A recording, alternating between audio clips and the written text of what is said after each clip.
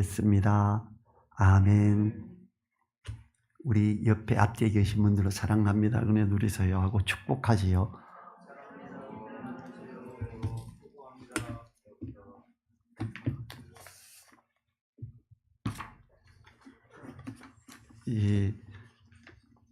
우리가 땅을 이렇게 공급하고 하는 누리보듬 선교회 본부 그 교회가 함께 가는 교회인데요.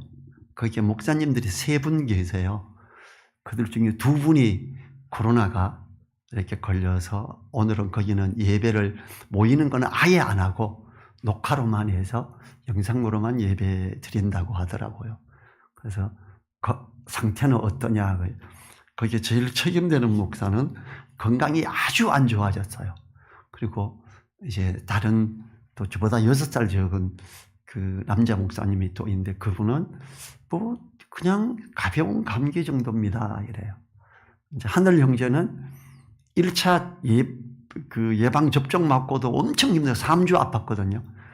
지금 코로나 감염이 됐는데 얘가 지금 2주가 지났어요.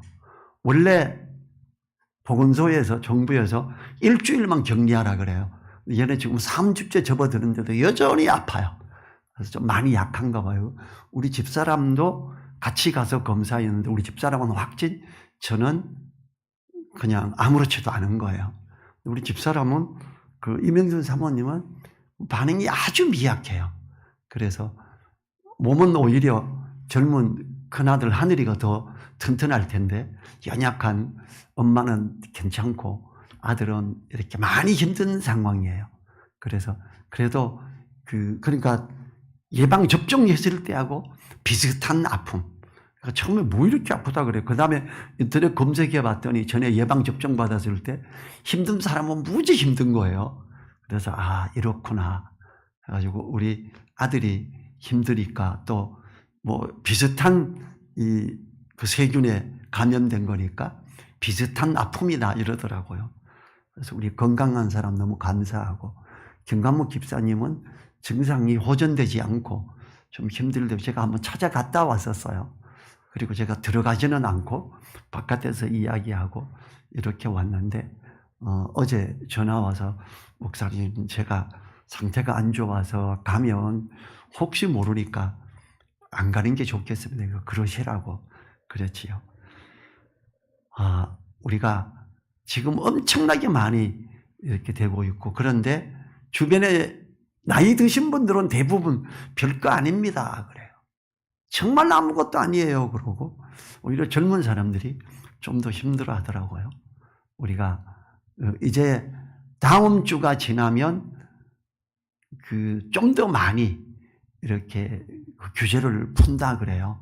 그래서 더 그렇게 되면 좋겠다 싶습니다. 왜냐하면 지금 이거는 감기 정도다. 정부에서도 그렇게 보니까 그렇습니다. 오늘 말씀은 모든 사람의 죄인됨과 모든 사람의 의인됨이라는 제목으로 말씀을 살펴보고자 합니다. 로마서 1장 18절부터 바울 선생은 이방인과 유대인, 율법을 가지고 할례를 받은 자나 받지 않는 자나 모두 다 죄인임을 논증했지요. 구원에서나 심판에서나 구별이 없다. 하나님은 외모로 유대인이거나 아니거나 사람을 판단하지 않는다 이렇게 하셨지요. 로마서 2장 11절에서 이는 하나님께서 외모로 사람을 취하지 아니하심이니라 그래요. 이걸 다른 말로 바꾸면 뭔지 아세요? 기독교인이라고 말하는 사람이거나 아니거나 예수님을 믿는 사람이 구원받은 자다. 이거하고 똑같은 이야기입니다. 1장에서는 율법 없는 이방인이 죄인이라고 철저히 파헤쳤지요. 2장에서는 유대인 역시 죄인임을 입증했었지요. 3장에서는 모든 사람이 죄인임을 입증하고 하나님이 이 죄를 깨끗하게 하셨음을 말합니다. 3장에서 우리 오늘 본문 그 앞에 유대인 어떠냐, 헬라인 어떠냐, 우리는 어때? 이렇게 접근을 하고 있습니다. 그래서 3장은 우리 모두가 죄인입니다를 이렇게 이야기하면서 하나님의 은혜로 나아가요. 자, 9절 한번 보지요. 9절 같이 읽어봅니다. 그러면 어떠하뇨? 우리는 나오뇨? 결코 아니라 유대인이나 헬라인이나 다 죄 아래 있다고 우리가 이미 선언하였느니라. 1장과 2장에서 이렇게 선언했잖아요. 그러니까 이제 3장에서 우리는 더 낫냐 이래요. 여기서 우리는 바울 자신과 그 일행 그리고 로마 교회 형제들을 가르칩니다. 그리고 1인칭 복수형을 쓰면서 우리 자신을 비추어 보게 하지요. 어떠하뇨? 이 표현은 1장에 정죄된 이방인과 비교해 보고 2장에 정죄된 유대인과 비교해 볼 때 어떠하냐 하는 거예요. 누가 봐도 손가락질 만한 그들과 비교할 때 우리는 어떠한가라는 질문입니다. 이렇게 생각해 보죠. 여러분도 동성연애하는 사람들이 시청 앞에서 박원순 살아있을 때 시장일 때 해마다 축제했죠. 혹시 거기 가보신 분 계세요? 저는 가봤어요. 저는 반대 시위를 하는 그쪽에 거의 수장과 가까이 돼서 제가 음향기기를 무료로 빌려주고 트럭을 빌려와라. 8톤 이상을 빌려와라. 그래서 8톤짜리 트럭에 음향기기를 싣고 거기서 그 마이크 잡고 성경 말씀을 주장하면서 총신대 총장하고 교수들하고 같이 거기서 반대 집회를 했었어요. 진짜 말도 안 되는 그 사람들, 누가 봐도 그냥 어떤 사람이 봐도 기가 막힌 듯한 모습을 한 사람들이 나와서 축제를 하는 거예요. 그게 성소수자들의 축제였어요. 그런데 그 사람들 보면 손가락질 누구든지 할 거예요. 아마 우리나라 국민의 99%는 손가락질 할 거예요. 근데 뭐라 그러냐면요. 그럼 우리는 더 낫냐 그래요. 그 로마서 1장 마지막 부분이 그걸 말하잖아요. 여자가 여자를 더불어 남자가 남자를 더불어 그렇게 할 때 그들이 몸에 병이 있게 했다 이렇게 말했어요. 지금도 그 병으로 말미암아 난리가 나죠. 우리나라는 동성연애하다 병 걸린 사람들을 일평생 무료로 병원 치료를 하게 하는지 알고 계십니까? 그러면서 지금 얼마나 민주당에 더 많고 심상정 같은 사람은 그걸 이번에도 성소수자를 막 외치고 선거운동을 했었지요. 동성연애자를 적극 지지하고 있어요. 그래서 그걸 그리스도인들은 반대하고 있죠. 그래서 목사님들과 믿는 사람들에게 그 동성연애 이거 허가하는 이걸 반대하는 서명을 해주세요 하고 수없이 문자나 카톡이 이렇게 돌아가고 반대 서명을 하고 이랬지요. 그러면서 우리는 낫냐 그래요. 우리는 누가 봐도 손가락질 만한 그들과 비교할 때 우리는 어떠한가라는, 우리는 나으뇨 그래요. 그들보다 나은가라는 질문이죠. 이 질문은 부정을 내포하고 있어요. 그것도 아주 강한 부정을 내포하고 있는 것인데, 근데 성경이 뭐라 그래요? 9절 앞부분에서 결코 우리는 나으뇨 결코 아니라. 그래도 좀 나을 것 같은데 전혀 아니라고 합니다. 바울의 이 표현은 우리가 전혀 낫지 못하다고 강하게 말하는 것입니다. 아니, 하나님께서 우리가 그들보다 전혀 낫지 않다고 말씀하시는 거예요.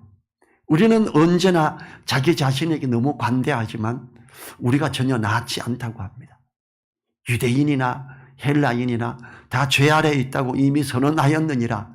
선언이라 하면 죄인이라고 판결을 내려 선언한 것이라는 표현이지요. 이미 방망이를 꽝꽝꽝 두들겨서 종결된 상태라는 거예요. 죄인임이 결정되어 죄수라고 인정이 되어서 죄값을 치러야 하는 상태다 이렇게 말하는 거죠. 그런데 그렇게 죄인으로 선언된 죄수들보다 나은 게 결코 없다. 결코 아니라 그래요. 이게 지금 이게 3장에서 우리도 똑같은 죄인인데 라는 걸 이야기하는 거예요. 이사야서 64장 6절에서 뭐라 그러냐. 대저 우리는 다 부정한 자 같아서 우리의 의는 다 더러운 옷 같으며 우리는 다 세피함이 잎사귀 같으므로 우리의 죄악이 바람같이 우리를 몰아가나이다. 여러분, 고대 시대에 더러운 옷과 같으며 지금 여기 60이 넘으신 분들, 우리 성장할 때, 어릴 때 더러운 옷이 얼마나 더러운지 기억하시지요? 우리 시골에서 빨래해야 되고 할 때, 빨래할 때 항상 거의 대부분 너무 더럽기 때문에 이렇게 그 양잿물 가지고 불 피워서 끓여서 이렇게 세탁했어요. 우리가 어머니를 결혼하고 제가 모시면서 이제 옷을 이제 한 며칠 입고 그러면 뭐 일주일 입은 최소한 빨래를 하려고 그래요. 우리 어머니 입장에서 옷이 너무 깨끗한 거예요. 일주일을 입어도, 한 달을 입어도. 이거 왜 그래? 이렇게 깨끗한데. 참 별나게 문다. 옷을 안 벗어요. 어머니, 이거 설득을 한참 해야, 알았다. 빨아라. 이렇게 벗어줘요. 왜냐면 여기서 더러운 옷과 같으면 진짜 더러운 걸 말해요. 우리가 의롭다고 하는 것이 더러운 옷과 같아. 요즘에 있는 더러운 옷이 아니라 정말 때가 꼬질꼬질 묻은 그런 더러운 옷과 같으며 이걸 말하죠. 자, 10절, 11절, 12절, 11, 12 같이 또 읽어보죠. 기록한 바 의인은 없나니 하나도 없으며 깨닫는 자도 없고 하나님을 찾는 자도 없고 다 지우쳐 한 가지로 무익하게 되고 선을 행하는 자는 없나니 하나도 없도다.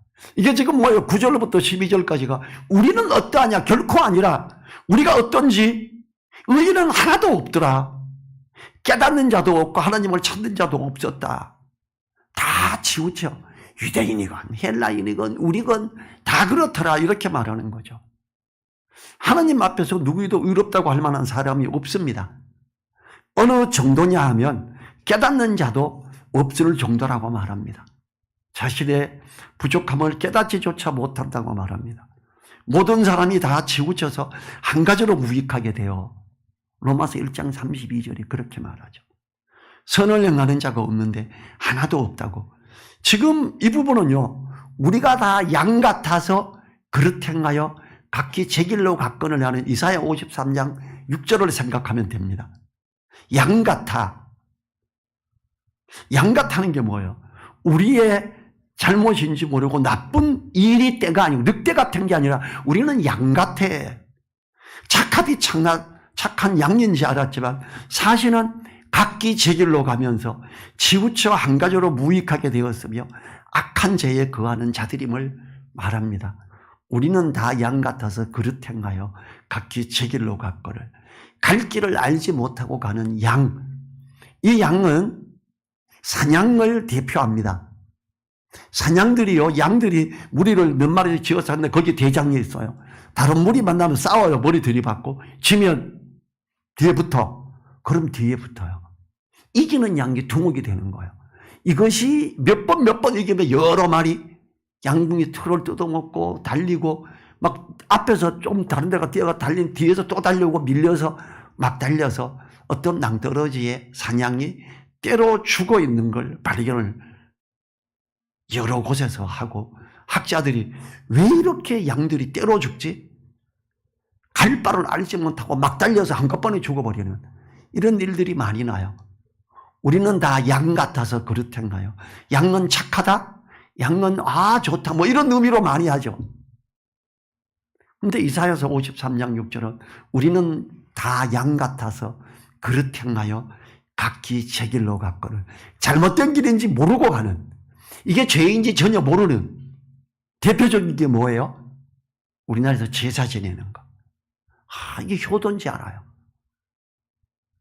명심보감에서요, 부모님 살아계실 때 섬기기를 다하고 죽어서는 제사함에 있어서 엄숙함을 다하라. 저 중학교 2학년 때 이걸 외웠어요, 제가. 지금도 외우고 있는데. 그래서 제사 지낼 때 엄숙하게 문 열어라 그럼 문 열고 대문 열고 빨랫줄이 있으면 다 치워야 돼요. 혹시 조상 귀신 들어오다가 빨랫줄에 걸릴까 봐 막 하고 정중하게 제사 지낼 때 진짜 정중하고 엄숙하게 했었어요. 예수님 믿고 봤더니 성경을 좀 알기 시작하면서 처음에 예수님 믿고 제사 지냈죠. 저도. 근데 성경을 읽다가 보니까 이게 악한 거예요. 이게 귀신에게 제사하는 거예요. 사단은 거짓의 아비죠. 속이는 거예요. 제사 지내는 게 이게 효도야. 살아계실 때 효도를 전혀 하지 않던 사람들이 부모님 돌아가시면 제사를 모시고 엄숙하게 자기가 이제 효자의 탈을 쓰는 거예요. 사단은 이렇게 거짓을 이것저것 자꾸 갖다 놓습니다. 자꾸 그걸 따라가기 시작하죠. 그러면서 다른 종교를 따라가고 다른 걸 따라가고. 사단은 그래서 거짓의 아비라고 그러죠. 자, 이제 보니까 이방인, 유대인, 그리고 헬라인 우리들도 잘못된 길로 갔더라 그래. 모든 사람이 죄 가운데 있으므로 이 죄를 인하여 사망으로 갈 수밖에 없었죠. 이러한 사람들의 멸망고로 가는 것을 안타깝게 여기신 하나님은 사람들을 구원하시고자 준비를 하셨습니다. 그 준비에 첫째, 율법을 주심으로 죄에 대해 알게 하십니다. 율법은요, 그 제사를 지내면 완전히 의롭다함을 받는 게 아니에요. 그 상황, 그때. 율법을 주신 것은 우리로 하여금 죄인임을 알게 하는 근거가 됩니다. 둘째, 죄를 없이 하는 속죄 제사를 드리게 함으로 죄를 사하는 방법을 제시해 주셨어요. 피 흘림이 없은 즉 제사함이 없는 거예요. 세 번째, 이 완전한 속죄 제사를 드리실 제사장을 제시하지요. 네 번째, 선지자들을 통해서 재결을 하실 그리스도이신 메시아, 우리들의 대제사장이신 예수님을 제시하시고 이 하나님이 사람 되신 이분이 십자가에 못 박혀 피 흘려 돌아가시게 되죠. 자, 이제 오늘 본문에 있는 23절 가보죠. 23절도 같이 한번 읽어보겠습니다. 모든 사람이 죄를 범하였으며 하나님의 영광에 이르지 못하더니. 로마서 3장의 핵심 구절입니다. 모든 사람이 죄를 범하였으며 하나님의 영광에 이르지 못하더니. 원래 사람이 누구의 형상을 따라 만들었죠? 하나님의 형상을 따라 지었어요. 그래서 하나님의 모습, 하나님의 사랑 이런 걸 담고 있어야 돼요. 근데 모든 사람이 죄를 범했기 때문에 하나님의 형상을 담지도 못하고 하나님의 그 영광스러움 이런 거에 다다르지도 못하고 하나님이 아담아라고 부를 때 나무 뒤에 피하여 숨은지라 그래. 왜 숨었니? 하나님이 먹지 말라고 한 그 선악과를 먹고 내가 벗었음을 알므로 두려워하여 피하여 숨었나이다. 내가 하나님 앞에 어떻게 벌거벗고 나가요? 하나님은 그 벌거벗은 대로 그대로 계속 아담아 계속 이렇게 사랑하고 껴안고 했는데 그 아담이 나뭇잎으로 가렸더니 말라서 부서지고 내가 벗었으므로 부끄러워하여 숨었나이다. 피하여. 너 벗은 거 누가 가르쳐줬어? 선악과 먹었구나. 이렇게 이야기하죠. 그리고 하나님이 뭘 해주시죠?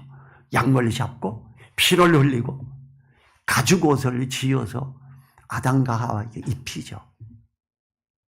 나뭇잎으로 백날 해봐야 자꾸 부서지고 없어진다. 내가 주는 피 흘림에 이 가죽옷을 입어라. 그리고 지어주세요. 하나님이 어때요? 짐승을, 동물을 창조하시고도 기뻐하셨죠.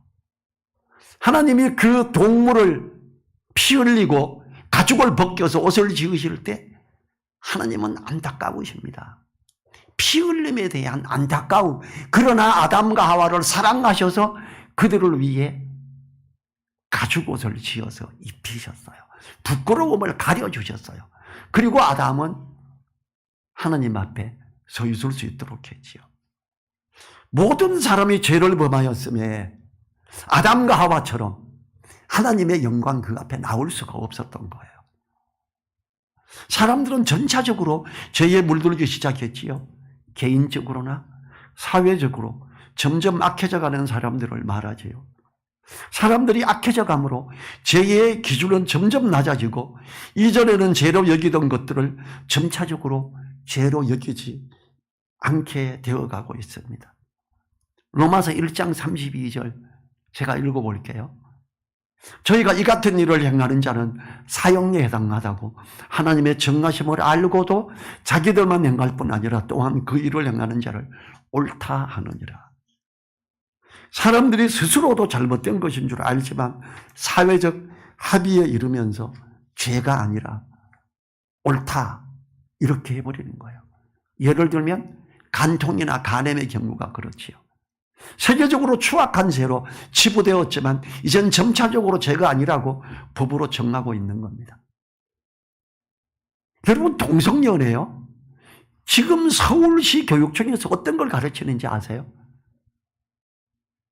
초등학생, 저학년 데리고 교육시설에 데리고 가요. 남녀가 사랑하는 것 정상적인 거야. 여자하고 여자가, 남자가 남자를 사랑하는 것도 정상적인 거야. 이거 잘못된 거 아니야 라고 가르쳐요. 박원순이 그걸 만들어 놨었지요.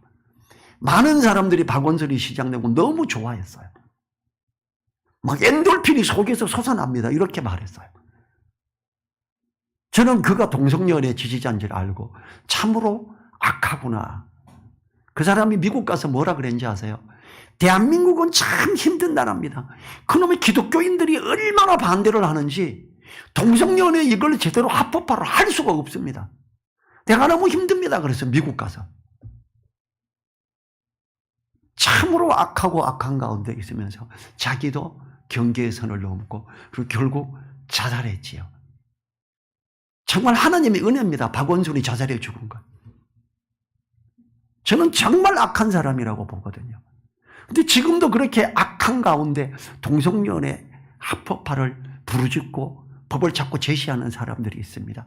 여러분, 국회의원 선거나 이런 거 할 때 그런 사람이 있으면 절대 찍으면 안 됩니다. 하나님이 악하다고 하는 자를 우리가 지지해서는 안 되잖아요. 내가 지지하지 않는 반대의 당에 있더라도 동성연애를 합법으로 이끌어가는 사람은 떠나야 됩니다. 지금 우리 지역의 국회의원이기 때문에 이쪽에 명주병원에서 목회자들 모임이 있어요. 그때 되면 꼭 고양시장하고 심상정이 와서 앞에서 인사를 합니다. 제가 심상정이 그렇다는 걸 알고 지금 코로나 때문에 모임이 없었는데 제가 이 모임을 하게 되면 가서 병원장한테 건의할 거예요. 그리고 이 고양시 기독교 회장에게도 건의할 거예요. 심상정은 하나님 모시기에 악한 자인데 여기 와서 인사하는 거 안 된다. 거부하자. 만약에 제 말을 안 들으면 저는 도중에 중간에 일어서서 크게 외칠 거예요. 제가 명주병원하고 관계가 끊어져도 상관없고 그 악한 걸 다들 가만히 있다면 이게 옳은 거냐라고 크게 제가 부르짖기로 마음에 다짐을 한 사람이에요. 왜냐하면 하나님이 악하다고 하는데 그 목사들이 아이고 인사하는데 박수치고 이게 말이 되나요? 안 되죠. 우리는 그래야 됩니다. 하나님의 영광에 이르지 못하던 이는 사람들의 합의로 인해 죄가 아니라고 해도 죄는 죄이므로 사람들은 하나님의 영광스럽게 여기는 의에 부합하지 못함을 바랍니다. 그런데 죄의 값은 바로 사망임을 알아야 되지요. 로마서 6장 23절이 그걸 말해요. 죄의 삭은 사망이요 하나님의 은사는 그리스도 예수 우리 주 안에 있는 영생이니라 그래. 모든 사람이 죄를 범하였으므로 모든 사람이 사망에 이르게 됨을 우리는 압니다. 죄의 삭은 사망이에요. 그러나 사망으로서 끝이 아니라 그 후에 심판이 있음을 알아야 되지요. 히브리서 9장 27절이 이걸 말해요. 한 번 죽는 것은 사람에게 정하신 것이요 그 후에는 심판이 있으리니 그래요. 한 번 죽는 것은 사람에게 정하여진 이유는 모든 사람이 죄에 거하기 때문입니다. 그리고 죽음 후에는 심판이 있을 것을 하나님은 말씀하시지요. 죄, 사망, 심판, 불과 유황으로 타는 지옥에 들어가게 됨을 말하지요. 그 수순이 정해져 있음을 아시는 하나님이 사람을 사랑하셔서 주님을 이 땅에 보내시게 됩니다. 하나님이 독생자의 아들의 모습으로 이 땅에 오신 거죠. 자, 이제 21절 봅니다. 이제는 율법에 의해 하나님의 한 의가 나타났으니 율법과 선지자들에게 증거를 받은 것이라. 제사의식을 통해 잠깐 동안 의로움에 이르는 방법들을 추구해온 율법의식의 제한적인 의가 아닌 완전한 의가 나타났음을 말합니다. 사람들의 방법이 아닌 하나님의 방법에 의가 나타났다고 합니다. 이 하나님의 의는 율법과 선지자들이 증거해 왔던 거예요. 여러분, 구약 성경이 계속 증거하고 있는 게 뭔지 아십니까? 예수 그리스도를 통한 우리들의 죄사함, 의로워짐을 이야기합니다. 실제로 구약을 선지자들을 통해서 제시되는 의에 대한 길을 말하지요.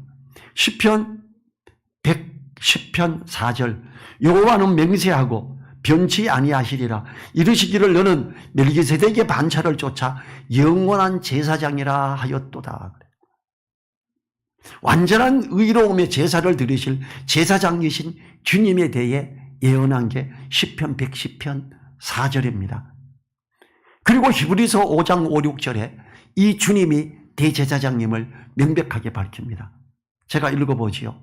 또한 이와 같이 그리스도께서 대제사장 되심도 스스로 영광을 취하심이 아니요 오직 말씀하시니가 저더러 이르시되 너는 내 아들이니 오늘날 내가 너를 낳았다 하셨고, 또한 이와 같이 다른 데 말씀하시되 내가 영원히 멜기세덱의 반차를 쫓는 제사장이라 하셨으니 그래요. 예수님이 이 땅에 진짜 지성소에 들어가는 대제사장으로 오신 거예요. 지성소에는 원래 대제사장만 들어가요. 그래서 어때요? 예수님이 제사로 드려질 때 십자가에서 숨을 거두실 때 어떤 일이 일어납니까? 지성소의 휘장이 위에서 아래로 찢어져 갈라져 길이 나버립니다. 누구든지 예수님의 피로 말미암아 대제사장만이 들어갈 수 있는 그곳을 들어가는 자가 된 거예요. 그래서 뭐라 그래요? 너희는 택하신 족속이요 왕같은 제사장이라. 제사장 중에 대제사장 그 같은 사람들이 누구예요? 예수님을 믿는 모든 사람이 그렇다라는 거예요.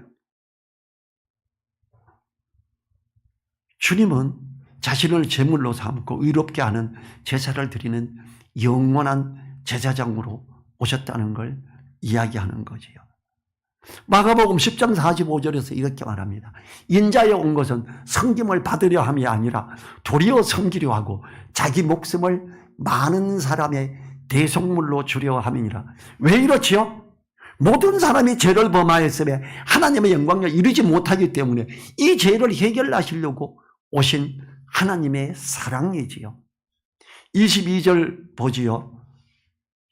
같이 읽어봅니다. 곧 예수 그리스도를 믿음으로 말미암아 모든 믿는 자에게 미치는 하나님의 의인이 차별이 없느니라. 자, 이 예언된 하나님의 의인은 예수 그리스도로 말미암아 제시된 겁니다. 누구든지 믿음으로 이 의를 얻을 수 있습니다. 아무에게도 차별을 두지 않는 하나님의 의입니다. 흑인도 백인도 차별이 없으며 부자도 가난한 자도 많이 배운 자도 배우지 못한 자도 차별이 없는 의가 믿음으로 말미암는 의입니다. 여러분, 이 믿음으로 말미암는 차별이 없는 의가 들어가는 곳에 어떤 현상이 일어나는지 아세요? 계급사회의 계급이 무너지기 시작합니다.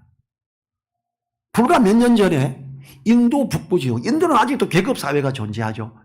북부지역에 우리가 전도한 한 형제가 거기 가서 복음을 전하고 지금 100명이 넘는 교회가 4개가 되어 있고요. 인도 선교사 우리 주보 앞에 보면 손영건이라고 있죠. 같이 그냥 친형제처럼 지내는 분이에요. 지금 이번에 2개 교회가 다시 개척이 되려고 그래요. 근데 이 인도는 남쪽 북부는 예수님 믿는 사람이 많고요. 중부는 다른 선교지하고 비슷한데 북부 지역은 얼마나 악독한 곳이냐 하면 그 복음이 들어가기 너무 힘든 곳이고요. 우리가 복음 전한 형제도 부모님이 식사에 독을 타서 죽이려고 그랬어요. 그들이 너무 엄청난 그걸 하고 있는 곳들이에요. 이 인도 정부에서 허락을 내서 인도 북부 지역 그리스도인들을 죽이라고 했어요. 왜냐하면 이 그리스도인들이 적극적으로 나가니까 계급사회가 무너지는 거예요. 그래서 마구 죽이기 시작했고요. 그들 가운데 이걸 죽이는 걸 멈추게 하는 큰 역할을 한 게 누군지 아세요? 누리보둠에 있는 박광식 선교사예요. 거기서 죽이는 일이 마구 일어나기 시작하고 다른 선교지에서 여기에 박광식 선교사가 여기 인도 북부 가서 색소폰, 우리나라 모든 광고에 나오는 색소폰이 거의 이 사람이 부는 거예요. 진짜 직접 한번 들어보면 차원이 달라요. 우리가 음악을 조금만 알면 제가 그 형제를 부르면 여기 쫓아옵니다. 근데 이제 음악을 잘 모르는 사람들은 그 색소폰을 불어도 뭐 색소폰 부네 이렇게 되겠지요. 들어보면 차원이 달라요. 조금만 음악을 알면 와 하고 놀랍니다. 이 형제가 거기에 가기로 돼 있었고, 가겠냐, 좀 가달라, 그리스도인들이 이렇게 핍박을 받고 있다, 가겠습니다 그랬어요. 그리고 그 다음에 약속을 하니까 사실 거기 가면 너 죽을지도 몰라 그랬어요. 그 다음에 확인해 보니까 막 죽이고 있는 거예요. 부부가 기도를 합니다. 한 달 뒤에 가기로 돼 있고, 이제 내가 선교를 해야 되는구나. 저보다 훨씬 젊어요. 이 형제가 나중에는 감사하고 부부가 울면서 붙잡고 기도하고, 여보 애들하고 그래도 힘내고 잘 살아야 돼 주님 안에서. 근데 혼자 자면서 눈물도 나고, 나중에는 얼굴에서 이 여드름하고 비슷하긴 한데 염증이 막 생기더래요. 죽으러 가야 됨에 대한 한 달 전부터 이걸 알고 기도하면서. 근데 인도 남부 지역에서 전화가 온 거예요. 우리 여기 와서 발표회 한번 해주면 어떠냐. 알았다. 색소폰을 부으니까 운동장에서 하는데 인도에 있는 방송국에서 우리가 촬영 좀 하면 어때요? 네, 하세요. 인도에 있는 음악가들이 막 몰려와서 이 대단한 사람이 온다. 지금까지 동양 역사상에 이만한 연주 주자가 없다 그래요.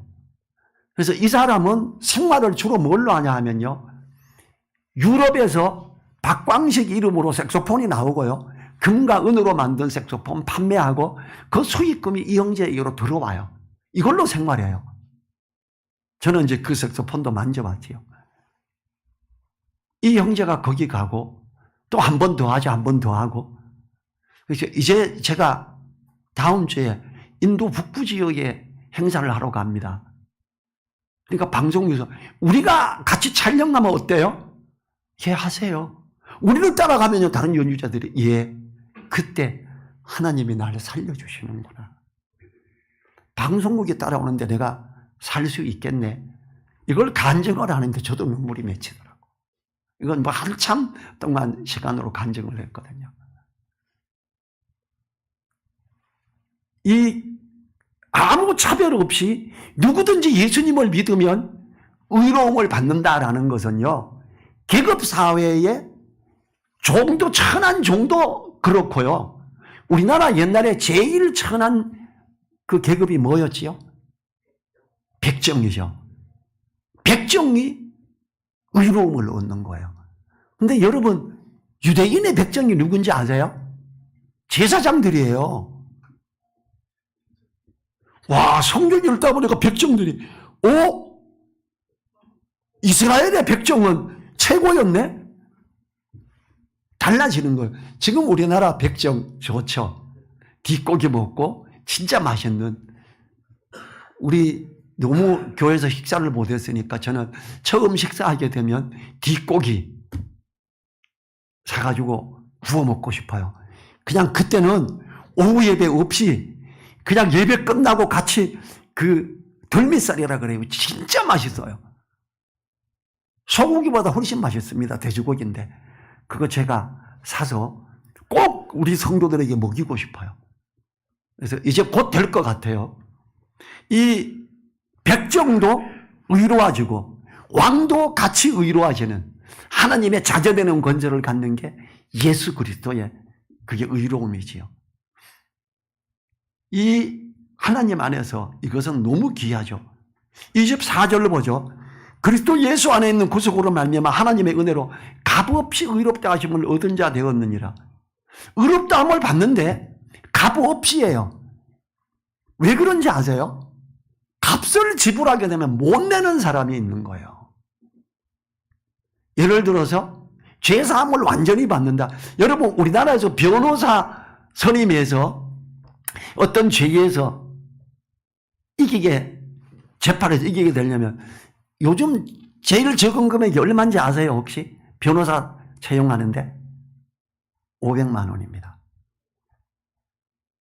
500만 원이면 돼요. 제가 아는 목사님 조카가 이거 소송을 당했고 우리나라에서 최고라는 변호사 쪽에 변호사 사무실에 섭외를 했는데 1억을 냈어요. 1억을 내고도 졌어요.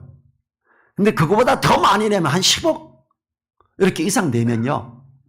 우리나라에 어떤 제도가 있지요? 판사나 검사나 이렇게 퇴직을 하면 그거에 대한 보답으로 첫 번째는 거의 이기게 해줘요. 여기는 소속된 변호사 사무실에서 나고 이 사람 이름으로 신청을 하고 여러 변호사들이 그 밑에 같이 이렇게 변호 지지로 이름을 써놓지요. 왜냐하면 그 경력을 만들어줘야 되니까. 그리고 이걸 덮어줍니다. 이거는 딱 한 번 퇴직하고 한 번 받는 큰 거기 때문에 엄청나게 중요한 엄청난 큰 돈으로 하는 거예요. 근데 누가 봐도 살인을 냈고 누가 봐도 죄인인데 이거 10억 내도 안 되잖아요. 돈을 너무 많이 내게 하면 가난한 사람이 어떻게 의롭다함을 받아요. 그래서 값 없이입니다. 1원도 필요 없다 이거예요. 값 없이 의롭다함. 이게 하나님의 사랑입니다. 헌금을 뭐 꼬박꼬박 잘해야 돼. 11조를 잘 내야 돼. 아닙니다. 헌금이 10원도 없이 됩니다. 예수님하고 같이 십자가에 못 박혔던 강도가 어때요? 한 명은 너가 그리스도고 너가 메시아라면 너도 내려가고 우리도 좀 내려봐 그랬더니 강도 하나가 뭐라 그래요? 너하고 나는 진짜 강도고 이분은 아니잖아. 주님의 나라에 임하실 때 저를 좀 기억해 주세요. 주님이 그 사람에게 뭐라 그래요? 너가 오늘 나와 함께 낙원에 있으리라. 그 죄인이 한 게 뭐 있어요? 예배도 한 번 안 드렸어요. 그 죄인이 헌금 1원도 한 적 없어요. 값없이 의롭다함을 받았습니다. 똑같습니다. 누구든지 값없이 의롭다함을 받는다라는 거죠. 25절 26절 볼까요? 이 예수를 하나님이 그의 피로 인하여 믿음으로 말미암은 화목제물로 세우셨으니 이는 하나님께서 길이 참으시는 중에 전에 지은 죄를 간과하심으로 자기의 의로우심을 나타내려 하심이니 곧 이때에 26절 자기의 의로우심을 나타내사 자기도 의로우시며 또한 예수 믿는 자를 의롭다 하려 하심이니라. 모든 사람이 죄를 범하였으므로 하나님의 영광에 이르지 못하는 안타까움은 우리로 하여금 죄인으로서 죄에 대한 심판을 받아 영원히 불타는 지옥불에 던져지는 엄청난 결과를 가져오게 되는 것이었습니다. 하나님이 우리를 사랑하셔서 길이 참으심으로 사람의 모습으로 이 땅에 오셔서 우리 죄를 위해 십자가에 못 박혔지요. 피 흘림으로 죄값을 치르시고 제사함을 받게 해서 우리에게 의롭다함을 주셨습니다. 여기는 값 없이 의롭다. 근데 우리나라 교회의 많은 목사님들이 뭐라고 하는지 아세요? 그냥 믿으면 구원은 받는데 성경 말씀 잘 행해야 천국 가. 지금 이걸 온통 우리나라 교회의 절반 정도가 여기를 따라가고 있어요. 그럼 예수님 뭐하러 믿어요? 천국도 못 가는데.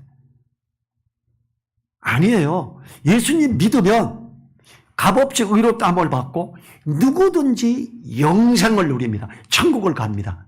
그런데 차이가 있죠. 집을 지을 때 예수 그리스도 토 위에 집을 지을 때 금이나 은이나 진리의 말씀을 따라 살아감으로 짓는 사람은 어때요? 상을 받죠. 풀과 나무로 지어서 다 불타버리는 사람 무슨 구원 받아요? 부끄러운 구원을 받아요. 상을 못 받아요. 그래서 부끄러운 거예요. 상을 대부분 받는데 나 혼자 못 받으면 좀 부끄럽죠. 그렇지만 그가 천국 못 가는 게 아니에요. 하나님의 사랑으로 값없이 의롭다함을 받는다. 누구든지 그 사람은 영원한 생명을 얻어서 있게 된다. 예수 믿는 모든 사람은 천국에 들어간다라는 거예요. 왜? 예수님을 믿는 모든 사람이 생명책에 기록되지요. 생명책에 기록된 사람은 예수님이 그 심판대에서 내 피 흘림이 저 사람에게도 있어요. 오케이, 통과, 의롭다, 이렇게 되죠. 근데 믿지 않는 사람은 어떻게 행위록에 기록되죠. 저 사람이 제가 이러이러하니 저 사람은 불못에 던져라, 이렇게 되죠. 두 가지 책이 있어요. 행위록과 생명책. 이 두 가지밖에 없습니다. 이 생명책에 기록된 사람들의 뭐가 어쩌고 아닙니다. 부족하면 또 그러죠. 부족하면 휴거를 못 당해. 이 땅에서 고난중에 있다가 천국을 가, 이러는 사람도 있고요. 그렇게 기록되어 있지 않습니다. 모든 믿는 사람은 의롭다함을 받습니다. 값없이. 오늘 말씀이 그러죠. 하나님의 의는 차별이 없느니라. 24절에서 하나님의 은혜로 값없이 의롭다 하심을 얻은 자 되었으니 예배 드릴 때 옷은 단정하게 입어야 돼, 넥타이를 매야 돼. 아닙니다. 예배 드릴 때도 더러워도 돈이 없어서 물도 안 나와서 세수도 못할지언정 더러운 상태로 봐도 의롭다함을 받고 하나님이 기뻐하는 자가 됩니다. 우리는 오늘 말씀에서 모든 사람이 죄인됨, 그리고 모든 사람이 하나님의 사랑을 받아들이면 의인됨에 대해서 흔들리지 말아야 됩니다. 우리 일어나셔서 1분간 감사하고 기도하지요. 죄인됨에서 의인됨으로 이끌어 주셔서 감사, 그리고 그걸 증거하는 자 되게 해달라고.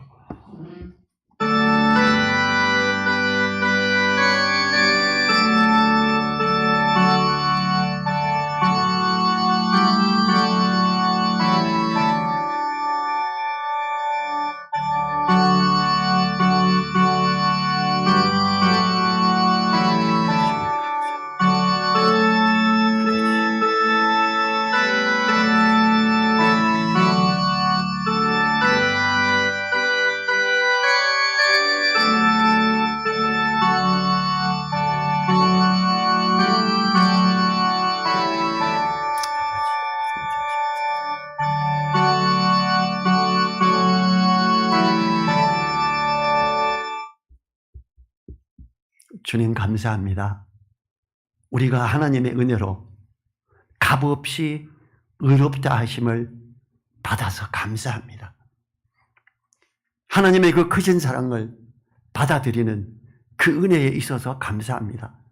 우리가 하나님의 사랑을 친척들에게, 이웃들에게 증거하는 자로 있게 도와주시고, 우리가 잘 알고 지내는 그 연결되어 있는 그 사람들에게 하나님의 사랑을 말하는 자로, 증거하는 자로 있게 도와주시고 은혜로 이끌게 해 주시옵소서. 간절히 부탁드리며 우리를 사랑하시는 예수님 이름으로 기도했습니다. 아멘. 지금은 우리를 사랑하시며 우리를 위해 십자가에 못 박혀 피 흘려 죽으신 우리 주 예수 그리스도의 은혜와 우리를 참으로 사랑하셔서 사람의 모습으로 오시고 값없이 의롭다 하심을 누리게 하시는 하나님의 그 크신 사랑과 성령님의 감동, 감화, 교통하심이 머리 숙인 한 분 한 분들 그 머리 위에와 그 가정 위에, 그 일터 위에, 우리 늘사랑 교회 위에 이제로부터 영원토록 함께하여 주시기를 간절히 축원하옵나이다. 아멘.